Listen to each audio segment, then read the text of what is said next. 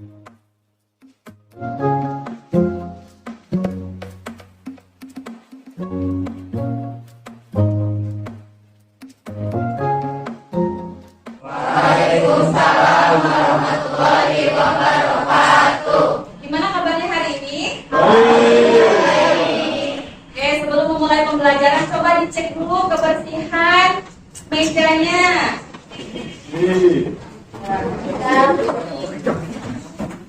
Sudah siap? Sudah siap? Baik.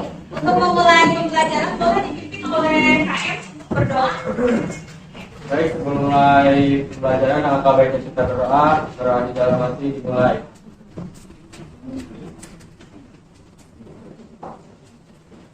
Amin. Doa selesai. Berdoa sudah selesai. Sebelumnya Ibu mau mengecek kehadiran untuk kelas ini dulu ya. Yang tidak hadir siapa? Ya. Dede Lukman ya. Dede mana? Kemudian Fatay? Sama Iksan sakit ya? Oke. Berarti 3 orang ya? Sakit yang tidak hadir. Baik, untuk pembelajaran kali ini sebelum Ibu mulai, coba ada yang ingat tidak materi di pertemuan sebelumnya tentang apa, Cu? Aku. Oke, silakan.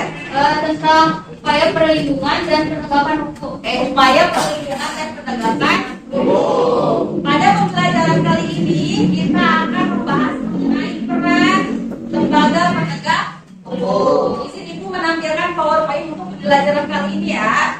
Ya. Pembelajaran, mari kita bernyanyi bersama.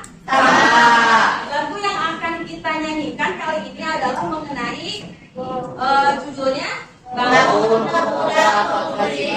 Boleh berdiri?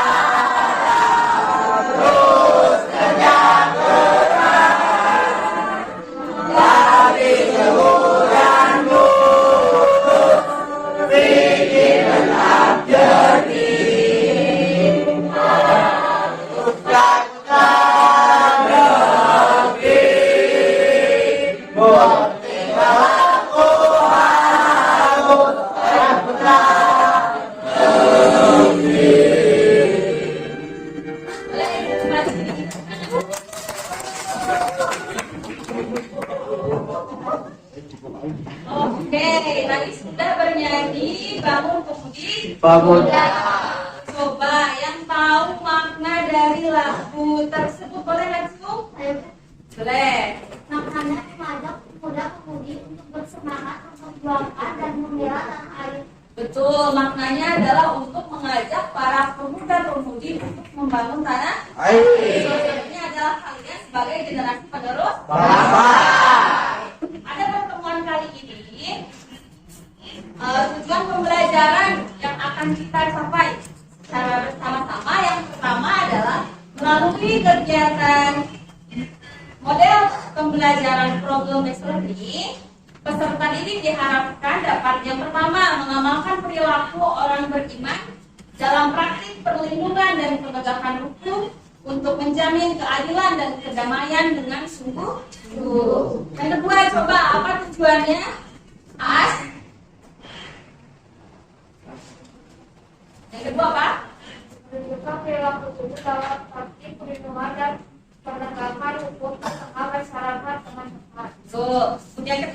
mengidentifikasi peran lembaga penegak hukum dalam menjamin keadilan dan kedamaian. Yang keempat, menganalisis dan menyimpulkan peran lembaga penegak hukum dalam menjamin keadilan dan kedamaian. Yang terakhir, tujuannya adalah kalian bisa menyajikan atau mempresentasikan hasil diskusi kelompok tentang peran lembaga hukum dalam menjamin keadilan dan kedamaian.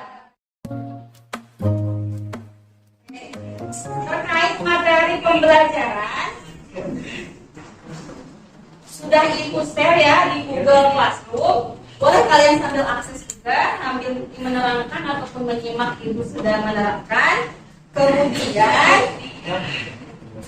kita akan membahas ke materi ya, ke materi pembelajaran kali ini tentang peran lembaga penegak hukum dalam menjamin keadilan dan kedamaian. Coba sebelumnya, apa yang kalian tahu tentang hukum? Hukum itu apa? Misalnya di sekolah ada tata tertib tidak? Ada yang harus kalian patuhi. Berarti hukum itu apa?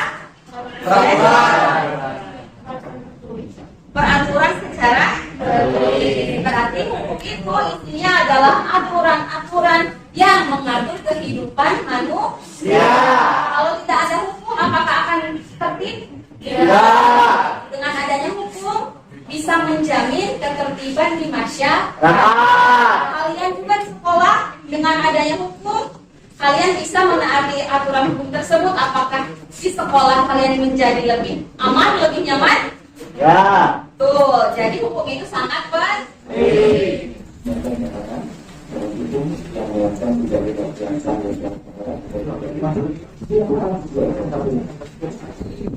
Para pendidik melakukan pelatihan. Jadi proses ini memang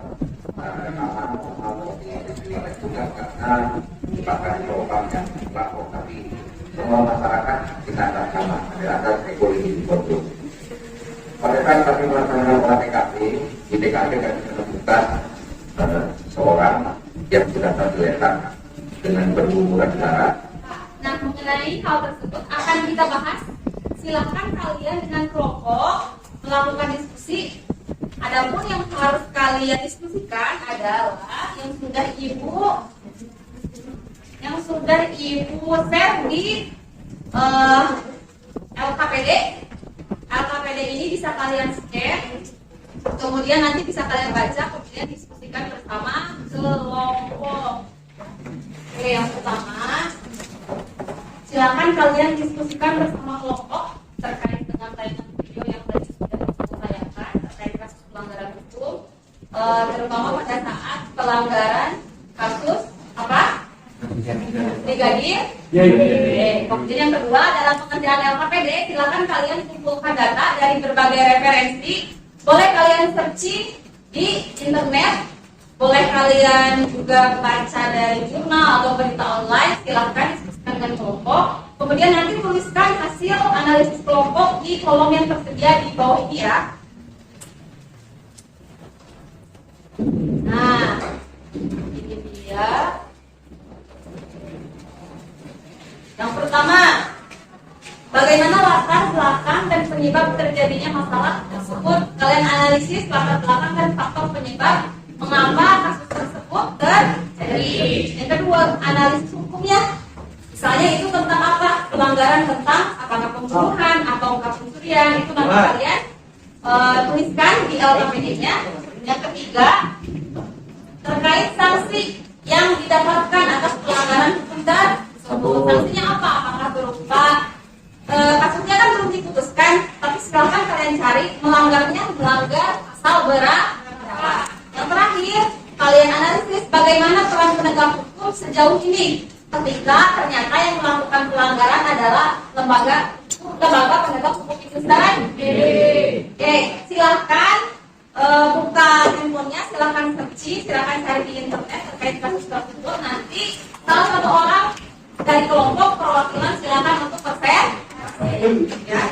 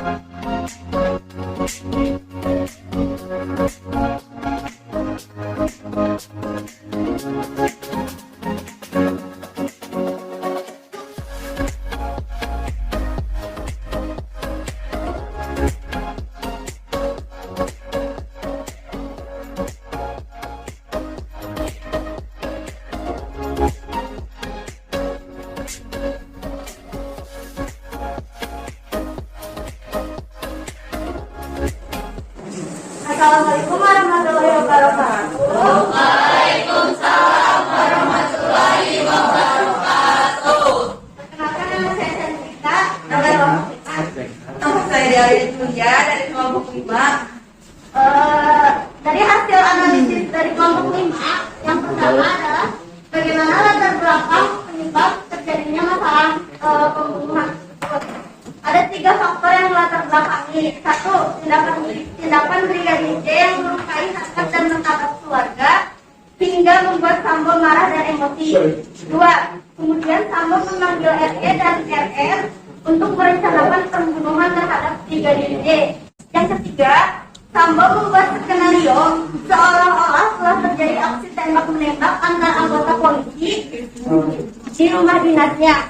Bahkan Sambo mengarahkan tembakan ke tembok beberapa kali untuk memberi kesan seolah-olah memang telah terjadi aksi tembak-menembak antar polisi.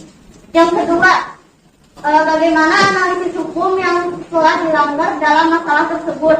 Di sini kami menyebutkan ada 3. 1. Perencanaan pembunuhan. 2. Ilegal akses. 3. Melanggar kode etik profesi. Berdasarkan video yang telah tadi kalian saksikan, berdasarkan juga sumber data yang sudah kalian searching dan cari tahu ya di beberapa berita, juga di beberapa media online, bahwa berdasarkan analisis kasus tersebut bahwa sanksi ataupun analisis hukum yang dilanggar yang pertama apa? Kasus perencanaan pembunuhan. Yang kedua ada ilegal akses. Yang ketiga ada melanggar kode etik. Melanggar kode etik profesi. Analisis hukumnya apa? Banyak ya, banyak pasal yang telah dilanggar. Salah satunya tadi pasal berapa? Kelompok 1, kelompok 5? 221 KUHP. 221 KUHP atau Kitab Undang-Undang Hukum Pidana.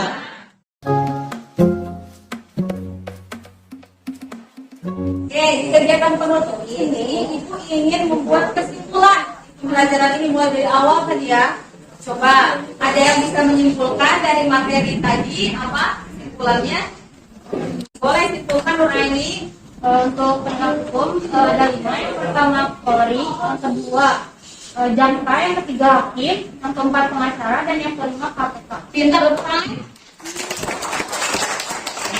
Berdasarkan kesimpulan menurut Nuraini, bisa kita simpulkan secara bersama bahwa lembaga penegak hukum di Indonesia itu ada Polri, ada kejaksaan, ada hakim, pengacara, dan yang terakhir KPK.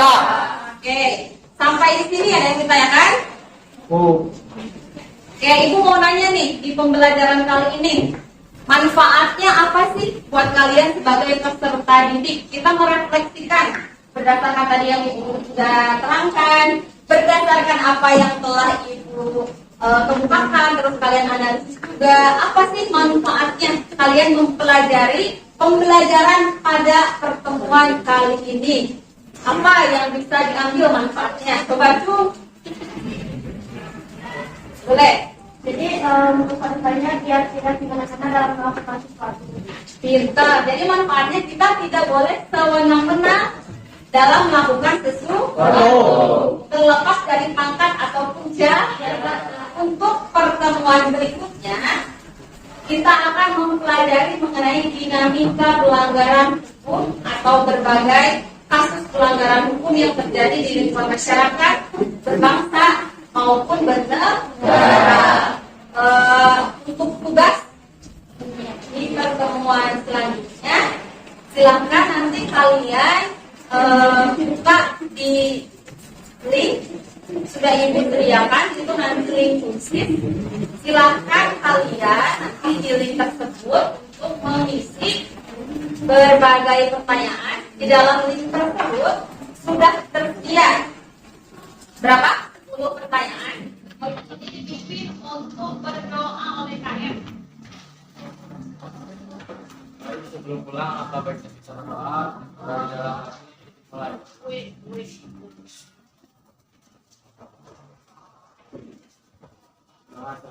Bisa lah.